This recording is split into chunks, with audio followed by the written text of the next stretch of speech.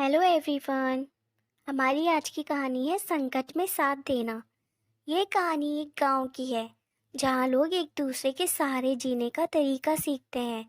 एक गांव था जहां लोगों के बीच में अनूठा एक बंधन था। यहाँ के लोग एक दूसरे के साथ मेहनत करते, सहायता करते और एक दूसरे के साथ खुशियों और दुखों को बांटते थे। इस गांव की कहानी बहुत ही अनोखी थी। एक बार गांव में एक नया आदमी आया। उसका नाम राम था। राम बहुत ही निराशाजनक हालात में आया था। वह एक छोटे से गांव में रहता था जहां उनका परिवार बीमारी और तंगियों में फंसा था। उन्होंने सोचा वह इस गांव में आकर नए जीवन की कोशिश करेंगे। राम गांव में आकर एक आदर्श बनने के लिए प्रयास करने लगे। वे हर काम में मेहनत करते, दूसरों की सहायता करते और सबके लिए प्रेरणा स्रोत बन गए। दूसरे लोगों की खुशियों और दुखों में भी वे सहभागी रहते। एक बार गांव में बड़ा दुख का समय भी आया जब गांव में मुखिया का बेटा अचानक बीमार पड़ गया। उसकी स्थिति गंभीर थी और उसके परिवार को इलाज के लिए पैसों की आवश्यकता थी। लेकिन गरीबी के कारण परिवार के पास इतनी धनराशि नहीं थी।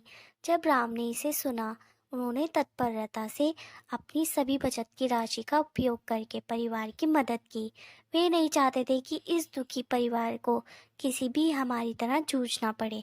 उन्होंने बचत की राशि के साथ साथ दूसरे गांव वालों को भी अपील की और उन्होंने भी उस परिवार की सहायता की। इस आपातकाल में गांव वालों ने एक बड़ी टीम बना ली। सभी ने मेहनत करके और अपने संगठन के साथ मिलकर इलाज के लिए पैसे इकट्ठा किए। थोड़े समय के बाद बेटे का इलाज हुआ और वह पूरी तरह स्वस्थ हो गया। इस घटना के बाद गांव वालों के मदद करने के इरादे और एक दूसरे के साथ और भी मजबूत हो गए। यह उनकी सद्भावना, नेकी और सामर्थ्य का परिणाम था।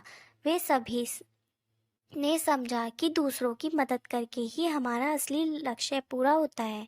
वह गांव अब एक परिवार की तरह था जहां हर कोई एक दूसरे का सहारा था।